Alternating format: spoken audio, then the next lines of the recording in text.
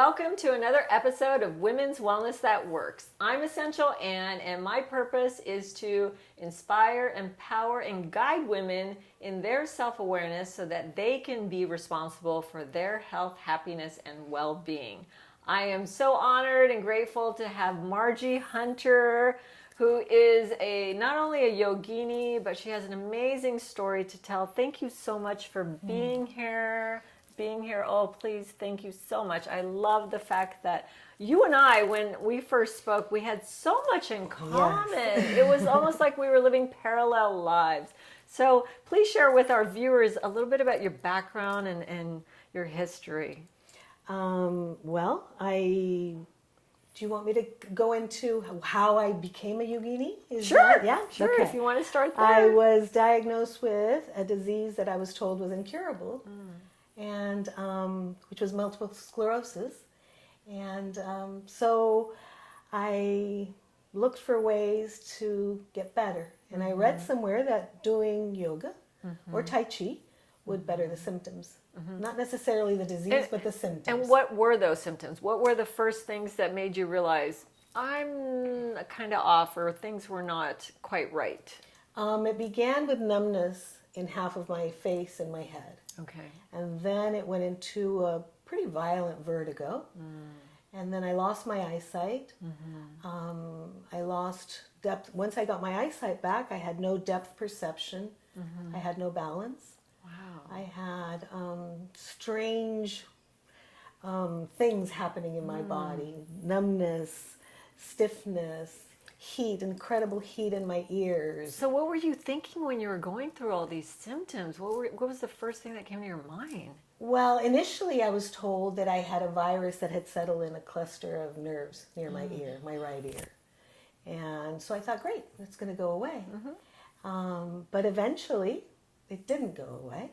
And I was misdiagnosed is what had happened. And so I was led to a doctor who was an MS specialist, and he said, there's no doubt you have MS. Yeah, I had lots of lesions in my brain. So when you hear that, when you hear those words, that you have multiple sclerosis, what are you thinking? I didn't know what it was. Okay. I had never even heard the words multiple sclerosis, to be honest. At that time, it wasn't as apparent and as open as it is now, or people weren't diagnosed as easily as it is now, because you have to have MRI, and then there are other diagnoses that need to happen in order to pin it, right? And most doctors didn't have the education about the disease. I just happened to wind up with the president of the MS Society and doctor that only specialized in that. So you were very fortunate. I was. Yeah. Very, very fortunate. Initially, I was misdiagnosed by another doctor. But so what were the treatments or some of the things that they did for you? Well, in my case, I took something called Avonex, which is interferon, very potent medication. And I took it, I had to inject it once a week. So share with me some of the things the treatments that they did for you. I was given a medication, and it's actually interferon that I was taking. So I was told that I would have to have this for the rest of my life. And actually I was fortunate because they hadn't had medication for very long. I was diagnosed in 1999. So at that time, the medication was just becoming more the norm. Yes. But it had to be injected once a week. And so that wasn't a pleasant experience for me. That wasn't something that I was looking forward to. I was afraid of needles, so this was just something that you had to overcome. Right. Yes. And I had to do it myself. Right. So I learned how to inject, and how often were these injections? Once a week. For how long? Well, I did it for about 5 years. Oh my goodness. Yes. Maybe a little less, maybe 4 years. So an injection a week for 5 years. But what started happening is I started yoga. Somebody introduced me to the idea in a book that I could better the symptoms, those symptoms that I was having through yoga. And so that's where I began. And what year was that? 1999. So everything happened in the same, you were diagnosed, you were introduced to yoga, so definitely the timing was right. Yes, it was an incredible year for me. There was a definite shift in my life that year. I was very much looking forward to 2000. Yes. Not knowing that it was the best thing that could ever happen to me, Right. to be honest. Right. This disease that I had been diagnosed with wound up being a blessing. Yes. It wound up yes. being the best thing that could happen to me. Absolutely. And so that's where I went with it. It just one thing led to another, and things just opened up for me along the way. And so you were introduced to yoga, and then what did you do with the yoga? I would go once a week to yoga class, and then realize that something was happening. Initially, I started at a gym and got my balance back. Right. And what happened was my brain rerouted around the damage because I had Because damage in my brain. Some of the symptoms for MS are losing balance, right? Your cognitive health. Yes, you lose your limbs basically. Sometimes people can't walk, and it just depends on where in the brain or where in the spine. MS, what happens with MS is there are lesions in the brain or in the spine.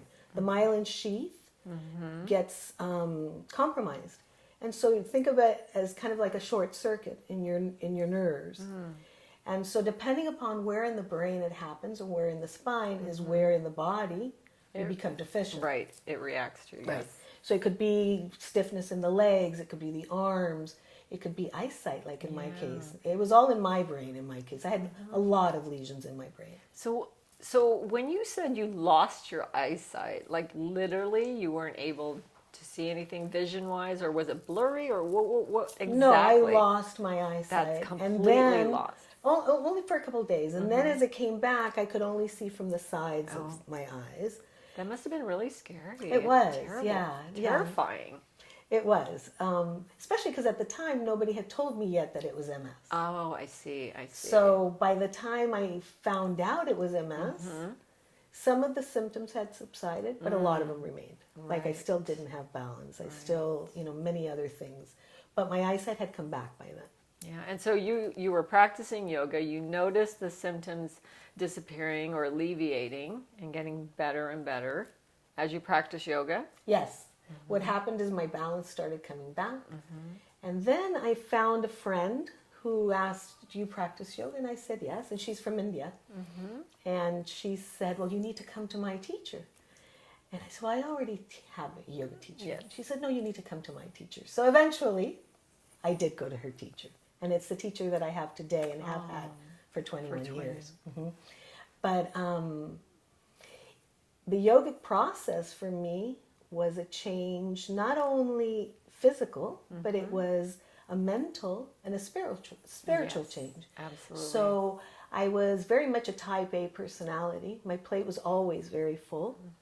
I was in search of perfection, not knowing that was an impossibility. Yes, yes. And so the more I filled my plate, the more imperfect I felt. Absolutely. Because nothing was getting done as perfect as I was striving right, as to we be. expect it. Right.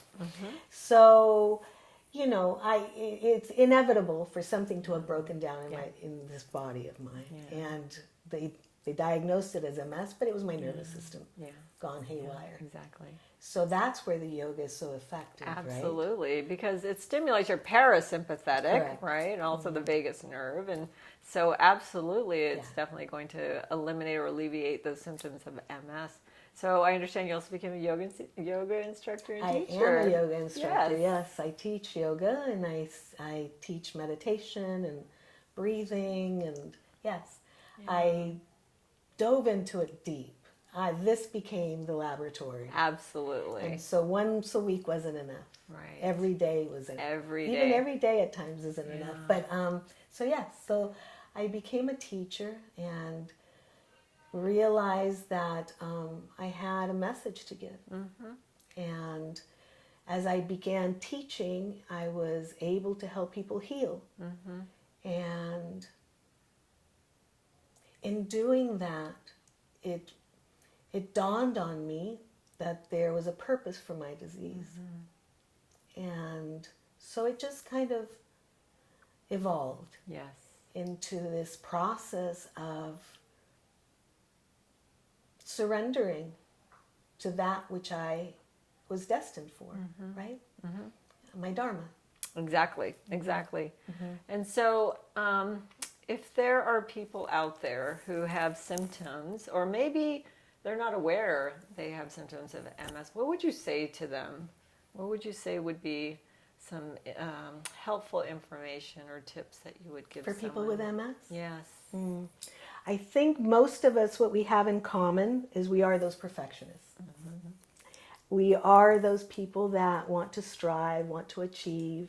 We want to make it as perfect as possible. Yes. And so I think that's one of the things that we need to check in on and let go of. The other thing, I think, is we need to lead lives that make us thrive and make us whole, and not lives that make us feel insufficient.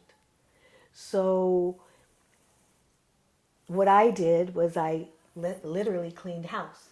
I let go of anything that created distress for me, especially in my time off, and let go of things that I didn't need to do, that I didn't want to do, Right. and held on to those that I love to do. And so the word should wound up being that word that left my vocabulary. Wonderful. So if I didn't need to do it, or if I didn't want to do it, I didn't do it, and that still remains. Yes. So you and I have a common love for Louise Hay and You Can Heal Your Life and affirmations. I that's one of the first books I read during my health journey. So definitely. But speaking of books, you also wrote a book. Yes. Yes. So what's the name of your book? Transcending Ms. Yes. It's half of the book is my journey, and the second half of the book is how to go about healing and bringing yourself to wholeness through yoga, through breath, through meditation. There's a 30 days to peace in the back that you can follow that helps in that process. And also some exercises that you can follow The asanas, yeah. people with MS. So this is wonderful. So you can do them standing or you can do them sitting. I show both in the book. Yeah, there's also access to my website. You'll have the website address there in the book, and my email. I've had people email me. I have a student in Moscow who is now went from about 200 lesions to 40 in the year that we've been working together. So it's lovely. Wonderful. It's lovely to see what's happening with the book because, yes. That's great. So I'm going to ask you a few questions. So I find strength in...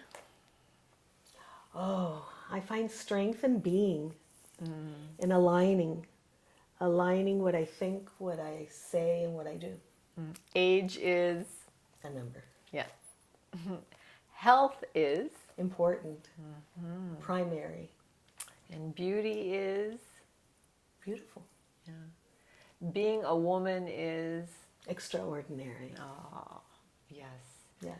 Well, I am so blessed and grateful to have met you, and now that we are kindred spirits and we have so much to share with each other, but with the world, I'm just blessed that you are in my life. So this is an amazing book. So for all of you out there who are going through MS right now, or experiencing MS, please pick up Transcending MS on Amazon.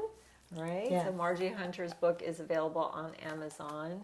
And so if any of this resonates with you, if you're feeling that you're alone, just know that you are not alone, that you are supported here at Women's Wellness That Works. And all the stories, the wonderful stories that you hear in every episode has an impactful message. And if this resonates with you, please subscribe to our Essential N channel and share this video with everyone that you know, and check us out on our next episode. So remember, every woman has her story. What's your story? So until next time, we will see you soon, and namaste.